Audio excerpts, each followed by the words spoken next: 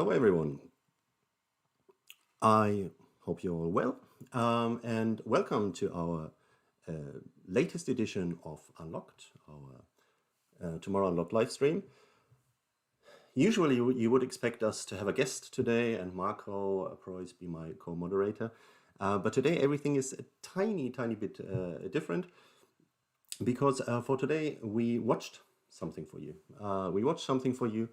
To be able to tell you if you should watch it, but actually rather to discuss with you what you thought about this content series. And the series that we watched for you, Marco and I, over the weekend is called Clickbait. And here we go with Clickbait and the official teaser that I would quickly play.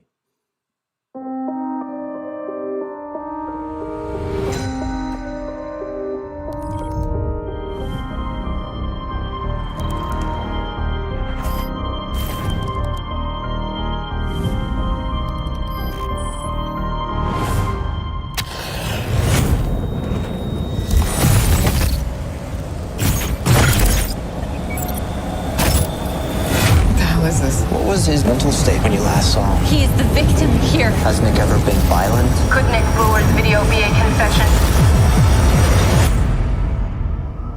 What aren't you telling us?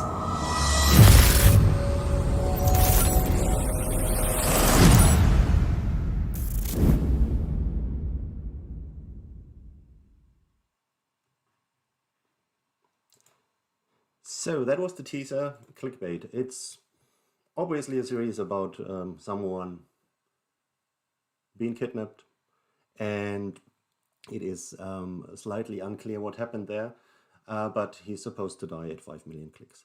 Now, if you haven't seen it yet, but you want to watch it and you hate spoiler alerts, then you should better disconnect now, because, well, Marco and I will discuss, and it is unavoidable that we would spoil the fun. So this is the spoiler alert. Disconnect if you think you really still want to watch this and you don't want to know what it's about. If you still want to watch it but hear what we think about it before, well, that's also an option. And so I'm bringing in Marco now, and let's hope that our audio is working. Audio. Marco, say something. Hello. And I think it seems like it's working. If it's not working, someone in the chat will for sure tell us in a second. So Marco, we both watched Clickbait over the weekend. Clickbait is relatively hyped new Netflix series. Your general first impression of this series, is it a very exciting digital series, or is it not? Well, it depends, to be honest. I mean, it has an interesting baseline in the beginning, which totally reminded me, like in the first and second episode of Untraceable, a movie from 2008. As kind of the main theme. And the interesting thing about the series was that it's switching quite fast between characters and things, what's happening, more storylines evolve out of like nothing. So there's a high tension kind of thing going through the whole series. I wouldn't say it's like completely new and outstanding and mind-blowing in that way that it's like something never seen before.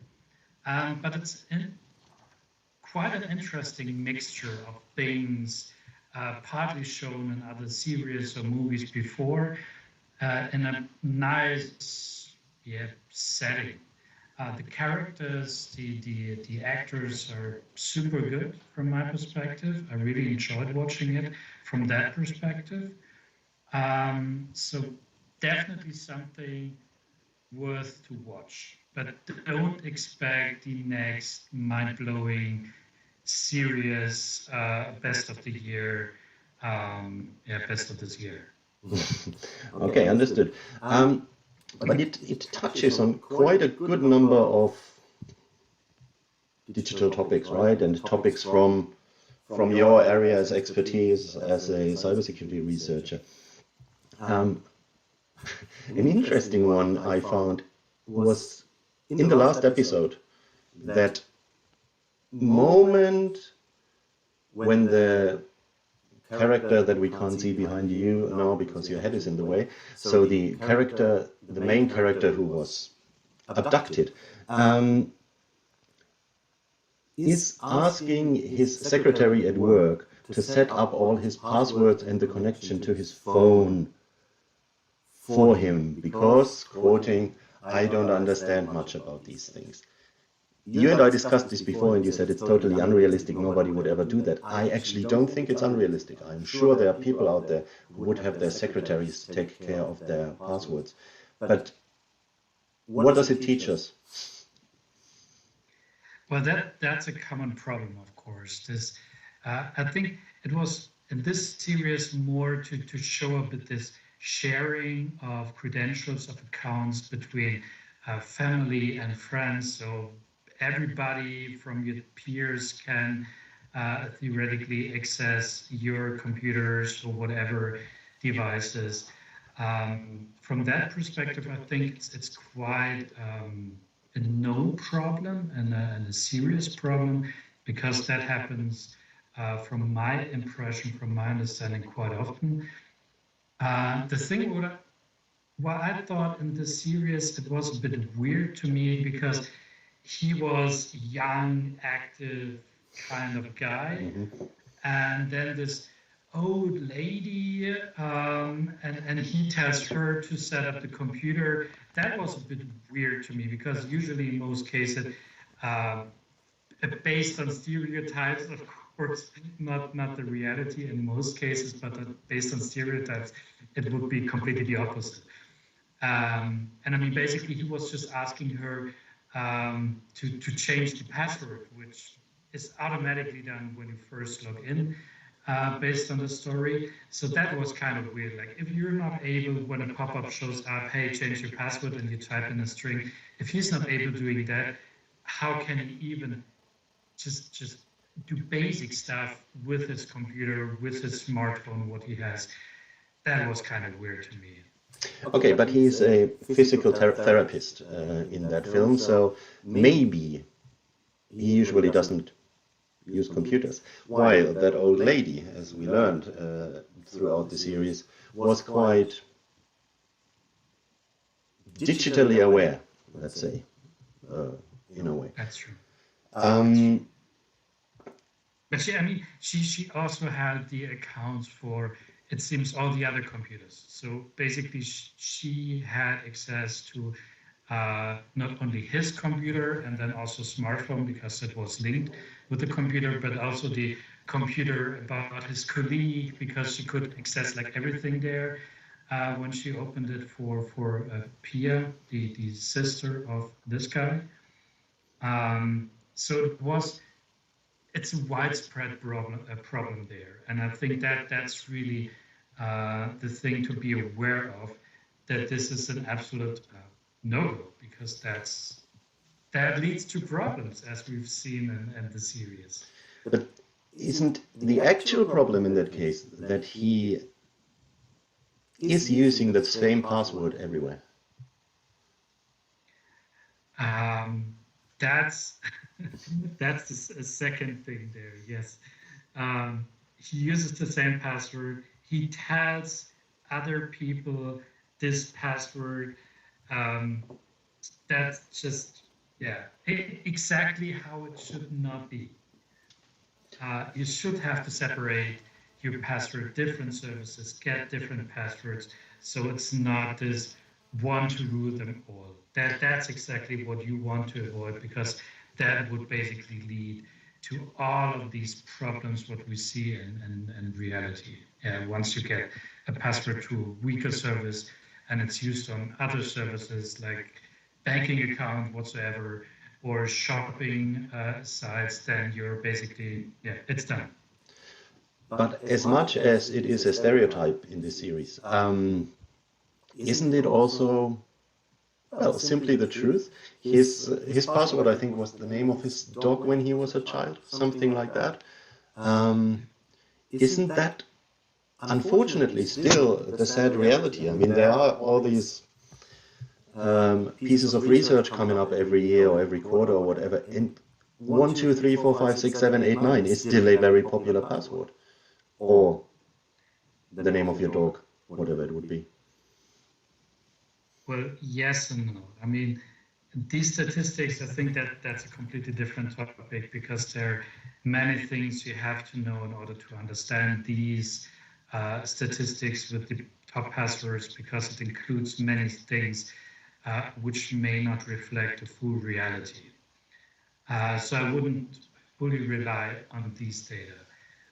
But of course, people seem to tend to use things they know, like pets' names, partners' names, and so on, which is, of course, a bad choice. I mean, we are in an age where you have, for example, password managers, you have digital keys, so-called tokens, which makes it, in most cases, super easy to use, even easier than using a common password. So switching to that is highly recommended. Really, just do it. Don't think about it. Just do it. It's action item. Do it now. Just do it. Do it now. Don't drop off and do it.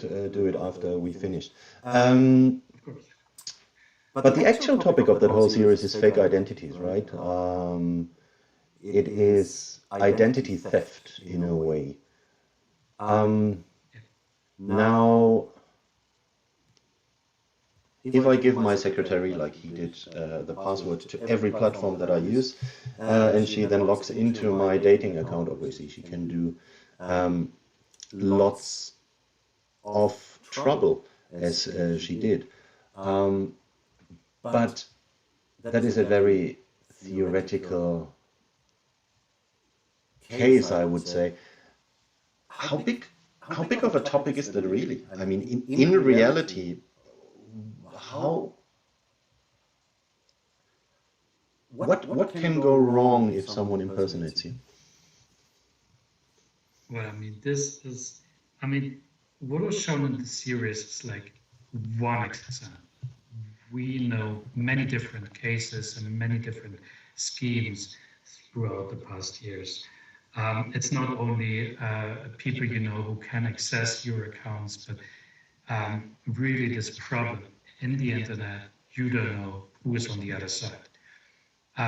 You may think it's the person XYZ, but it's a completely different person, because this identity theft is a known problem, and it's a huge problem. There are many famous cases of fake accounts which were able to get their hands on really sensitive information through peers. There are known cases, famous cases, where, for example, social network accounts were taken over because of very simple passwords, of course, in most cases. And there was real harm, either for the person, the real owner, the real person, or even bigger networks, companies, entities, and so on. So this is a real scenario, not to the point that like someone tries to create an identity and at the end several people die. This don't have to be the case, but there are a lot of known cases that this is reality. Fake profiles who are created in the name of other people in order to do certain activities, either directly criminal or like to get information, to get money whatsoever, or also to harm the name of that person, different motivations. So it is a threat. It really what they have shown is, from that perspective, reality. And it's nice that they presented it in this dramatic way, because hopefully people who watch the series at least think about it and may think how they can protect themselves, because there are ways. It's not always 100%, like there is no 100% in IT security, of course, but you can do certain things in order to avoid problems. Like what he has done, he shared a lot of very personal, very sensitive information, which enabled the other person to really trustfully present themselves as their person. And only at the end of the series, it's revealed it was not him. Because till basically the last episode, it was still unclear. Maybe he was still involved in that, or he was really having all of these kind of different relations, which was not true. But there was so much proven information involved, so much personal details, which usually an outsider doesn't have by simply like fishing up some information or grabbing some photos from a social networking site. And that's really the danger here. On the other hand, isn't it like everybody is impersonating someone else on a dating site? That's a more philosophical question. Yeah. You were talking about information that people had about him. The series is focusing a lot on metadata. So they are reading the weirdest things out of metadata. How realistic is the treatment of metadata in Clickbait? So, I mean, on one side, it's true. There is metadata. You can theoretically read out a lot of information out of the metadata. But what they've shown is several platforms, several communication channels were used where these kind of files were transferred. And in most cases nowadays, all of these platforms filter out the meta information. And also they adjusted in this case it was, they were photos, and they were adjusted. So in reality, most of the scenarios shown there are not realistic because they were filtered out before already. You need to have, in most cases, the original files from that person to really get these meta information out. And then it's also the question at the next step, what information really is in there. GPS, like the location information, is not always present because nowadays with most of the devices, you have to enable it, or at least say once yes, activated for the photos. But if they were taking with like regular cameras, you usually don't have that information. And then you just get certain pieces depending on the media type and how it was recorded and stored out of that stuff. So that was a bit too far from my perspective from the reality. It's not that simple. Yeah, I tried that last week. A friend sent a photo on Telegram on Signal into a group, and gave us a quiz and asked, where am I? So I thought I'd be clever and check the metadata. There was absolutely no metadata indeed. It's a pity. Well, you're a cybersecurity researcher, so obviously hacking is a topic that we have to discuss. Why? The question that I have to ask myself over and over again. Why is the hacker in such a series always socially awkward and in some way underprivileged and a kid? To be honest, when I saw it, that was also one of my first questions. Like, why are we still in the stereotype from the, what was it, 80s, 90s? I mean, that's really a super old stereotype. And I don't know why so many series and movies still rely on that. Maybe it's to showcase it better, but I'm not a big fan, to be honest, of making the stereotype that strong still nowadays. because it's still not true, and it really undervalues many people. We have all kind of, if you want to use this term, hackers. I don't like the term, but anyway, there's so many different types, so many different people. I mean, there are no limits. You have from this a person living in a dark room up to a guy running around in suits or whatever. Like there is no single profile you can put on a hacker now. It just simply doesn't exist. Probably it never existed really, but I don't like it. It would have been nice to make this a bit more realistic. Okay, hacking stereotypes, as we are there.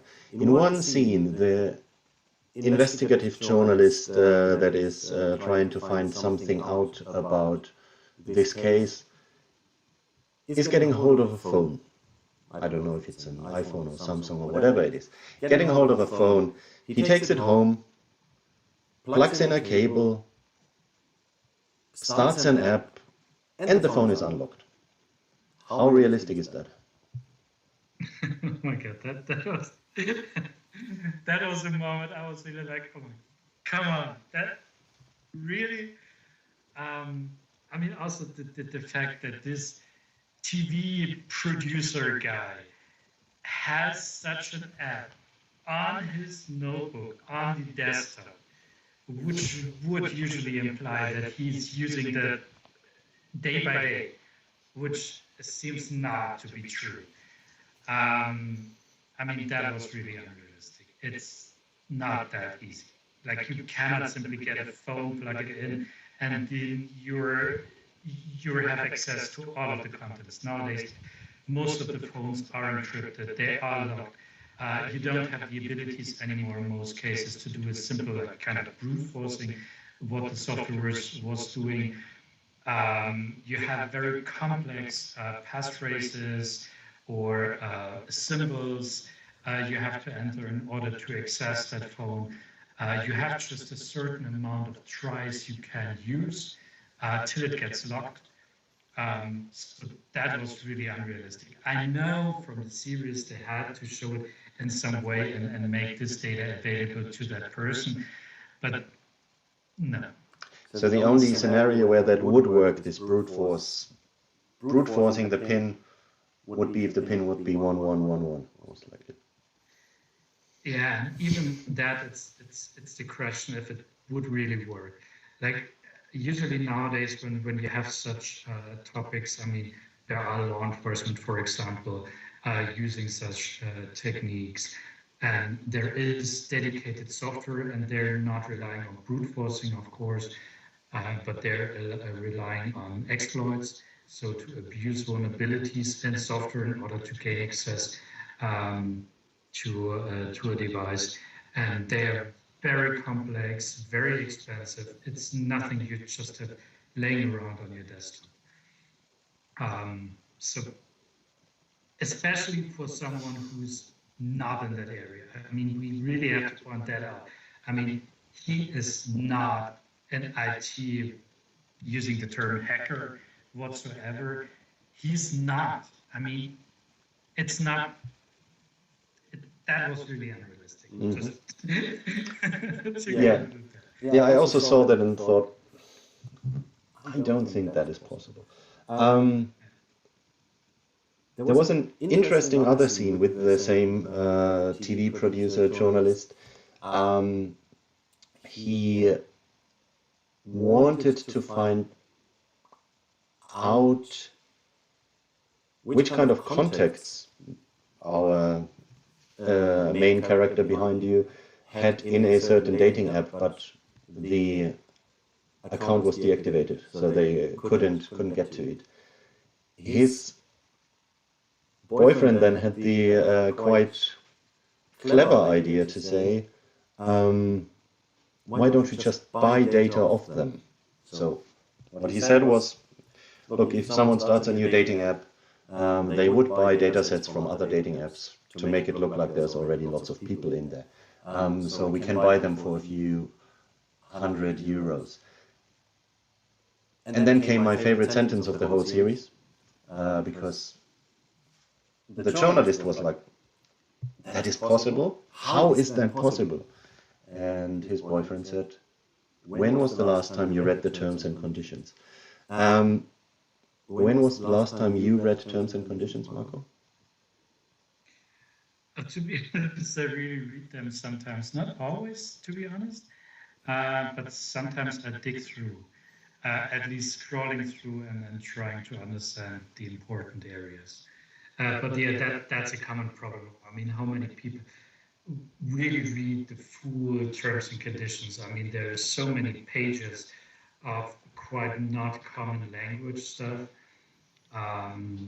Yeah, exactly that point. I mean, that scene was good, and I mean, basically it's true. I mean, that's known, that's not secret, it's nothing black market or whatever.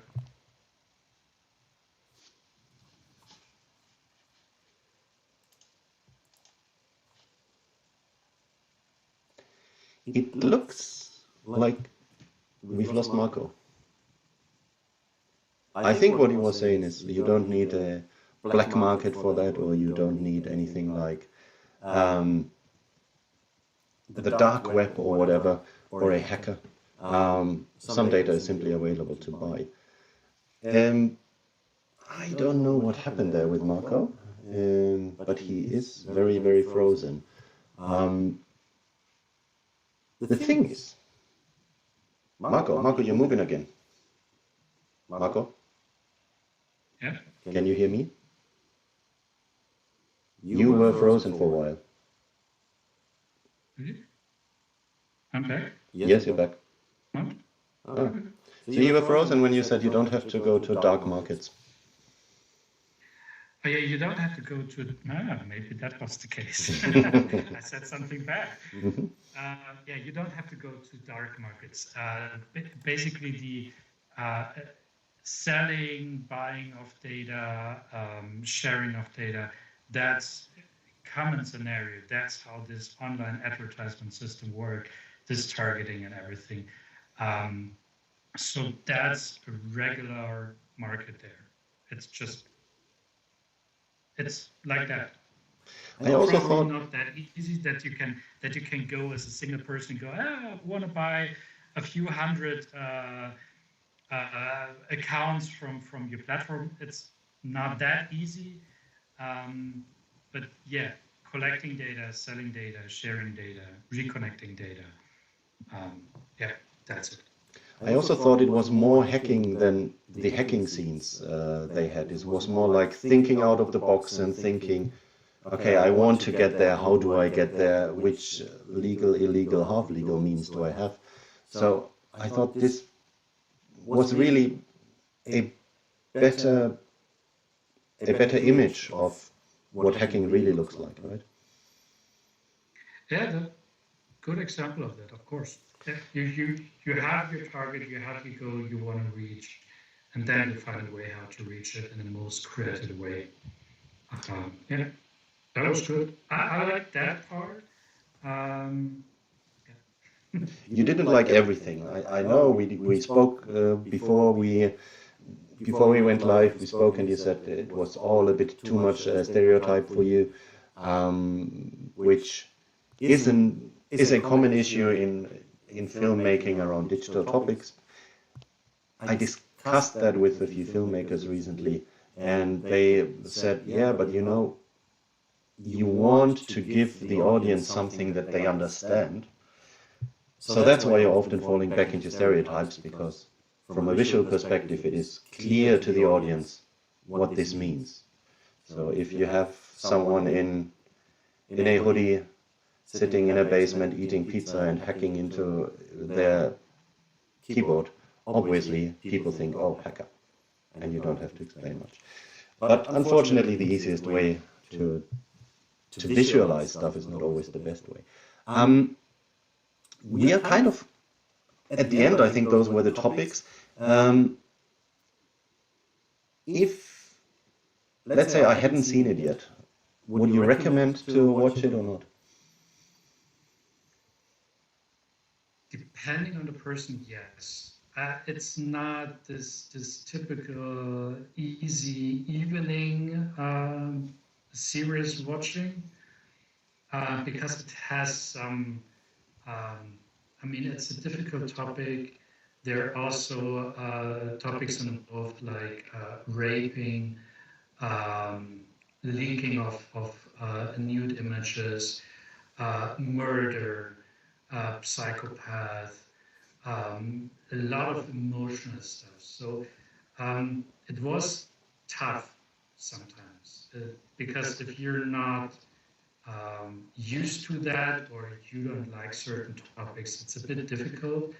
But generally speaking, it's a nice series. It's something you can watch. It's entertaining. They really use certain methods, like I said before. I think this fast switching of different people, adding new characters, completely new storylines. So that was quite nice, super entertaining. It keeps the ball rolling. So yeah, definitely from that perspective, I would say watch it, really watch it. I thought it was good entertainment, actually. It wasn't accurate everywhere, but it touched lots of relevant topics, at least. It was good entertainment. It was very fast. I wouldn't have needed that final twist.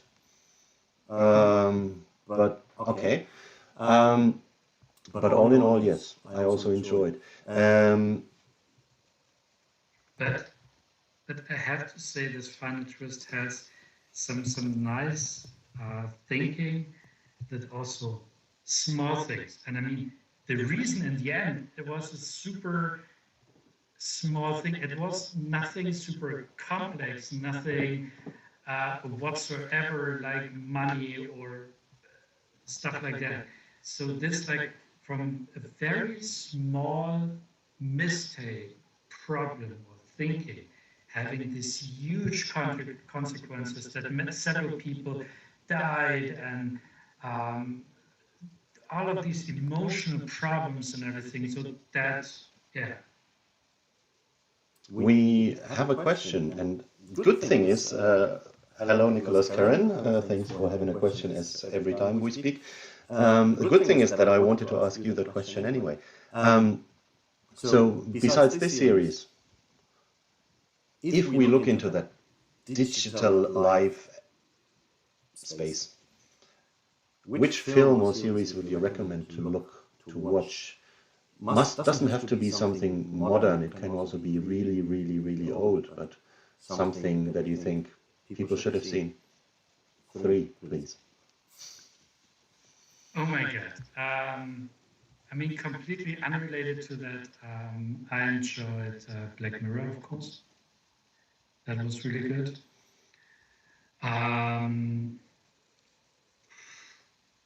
That's a good question, to be honest. Because that's super, super mixed. I have so many different. Can I also name movies, or does it have to be series? Yeah, sure. Both. Okay, I like completely different kind of movies. So, for example, I'm a big fan of Lost in Translation. If you haven't seen Lost in Translation, oh my God, watch it. That kind of stuff. But I also like these typical things. What was it? Darknet, for example, is some hacker movie with that guy. That was nice played. I mean, of course, many of these things are not always accurate, but entertaining, nice stuff. And I also like very alternative stuff, like not so mainstream. There are many. Victoria, for example, was a nice movie. Completely different style. Being Charlie, that kind of stuff. Many different. I can like about that we can talk for hours. I can give you a huge list of movies. I would say, come on, watch this if you haven't watched it yet. Not today, but we can do that another day. Yes. I did watch Biohackers the other week, which is obviously also about some kind of hacking. And some of you who have listened to us before might know that I have a chip, a NFC chip implanted in my left hand. It's a German series. I'm German, so I should be promoting it, but I'm not sure it was worth watching. It is good entertainment, but the whole biohacking part of it is a bit useless, I thought. And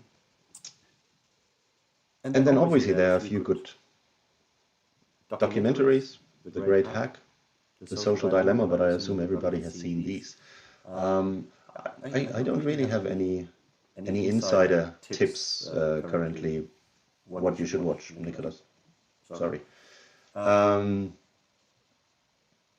a scale from 1 to 10, how good is Clickbait?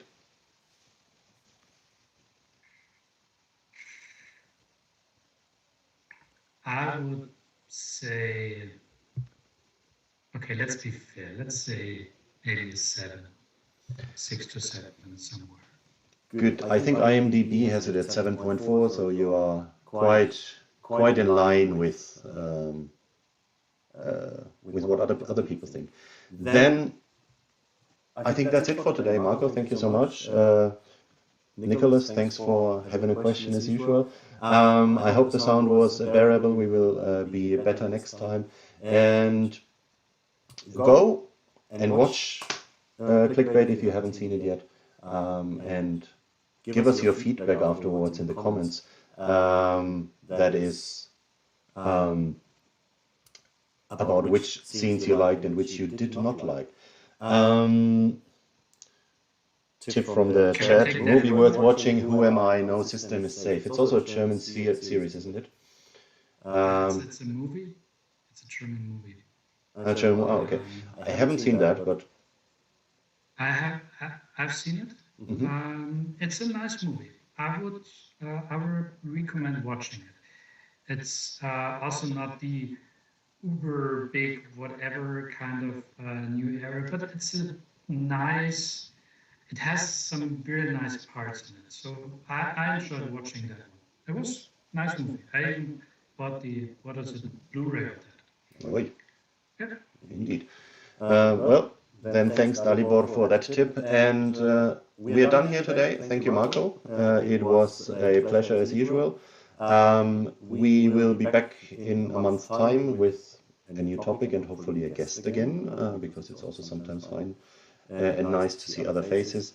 Thanks, Marco. Thanks, everyone, and take care.